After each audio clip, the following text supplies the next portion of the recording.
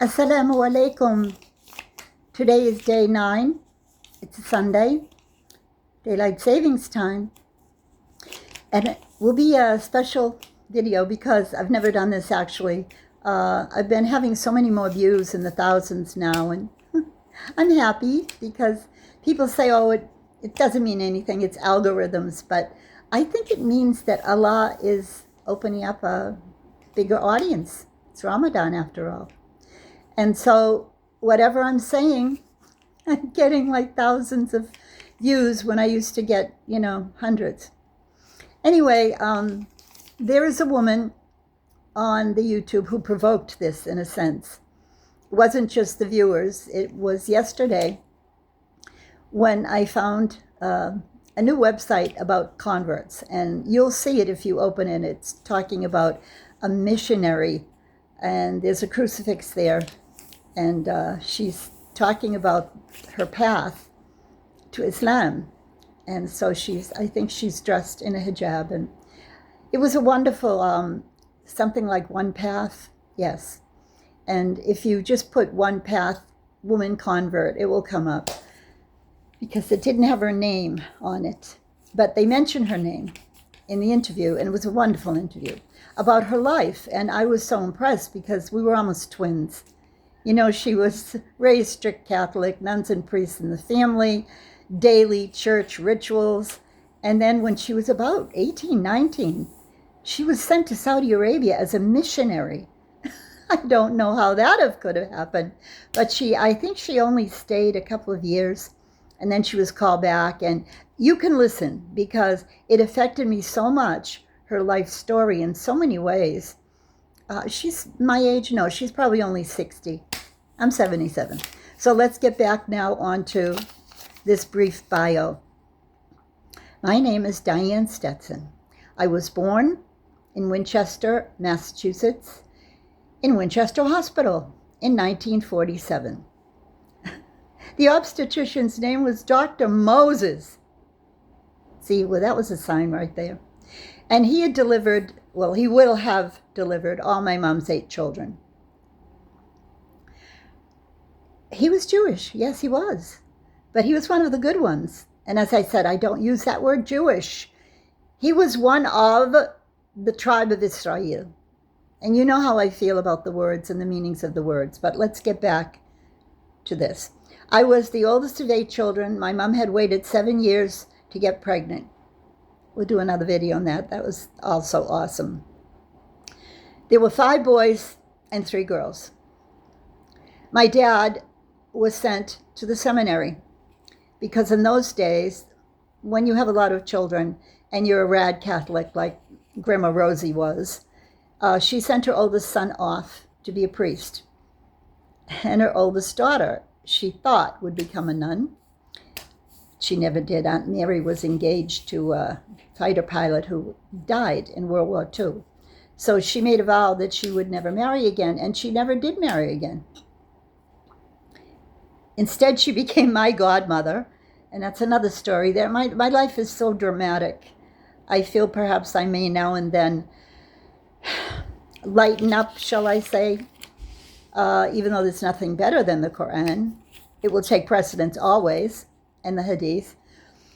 Sometimes I feel I don't want to overwhelm you, so I'll do a little levity. I got this from a good friend who wrote an Arabic grammar book in Egypt, and she would put on every 5 or 6 pages small little vignettes of poetry. And I said to her, Amma, why are you doing this? This is so odd. She said, no.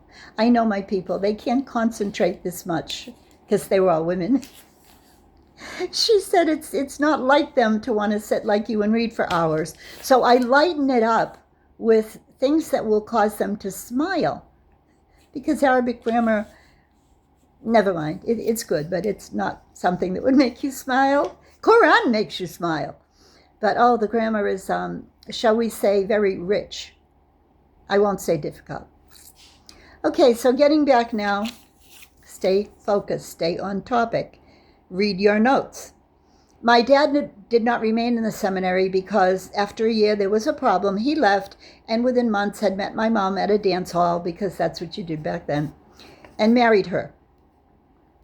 No children for 7 years. So, of course, they were checked thoroughly. Nothing's wrong with you. Nothing's wrong with her. Be patient. Be patient. And my grandma would just say, well, you know, I told you not to marry her. She's not like us. She's not like us. Why? Because they were normal Catholics. They didn't actually go to church. They just said they were Catholics. You know, they were a mix of the Irish. Well, on my papa's side, they were all Irish. And then he married a woman who was half Italian. And so that made my mom a quarter, and that makes me 1/8. Why is this relevant? It is relevant because from the beginning I don't want to say traumatized, but I was overly focused on religion from as long as I can remember. From when I was 3 years old and looked up and said, I know you're up there, but I don't know your name. I know you're not hanging on the wall. That doesn't make sense. So you can't be the God that they tell me you are, and I know you're not Jesus. Because the crown of thorns and the bloody nails and that story, the whole thing never made sense to me, but I was totally surrounded with it. 16-room home, crucifixes on every wall, statues of Mary in the corner that we were supposed to put flowers in front of and kneel in front of and pray in front of many times a day. And I did it as a ritual, but all I concentrated on was how beautiful she was and her long chestnut brown hair and her pretty clothes, long flowing, always white and baby blue robes. Now, I digress. No, this is not a digression. You'll understand more about how this colored my entire life and still does. And by the way, I wore this black and white on purpose because I love it. And you know why? I love the nuns. There were a couple of meanies, but on the whole, you know, the 8 years I spent with them, no, it was more than 8 years because I went to kindergarten too. And then I went to nursery school with nuns. So I was literally with nuns, let's see, 8 years in elementary school, 2 years in pre-K nursery. That would be 10. And 1 year in high school, but I quit in the second year. So just at the very beginning of the second year. So 11 years with looking at this.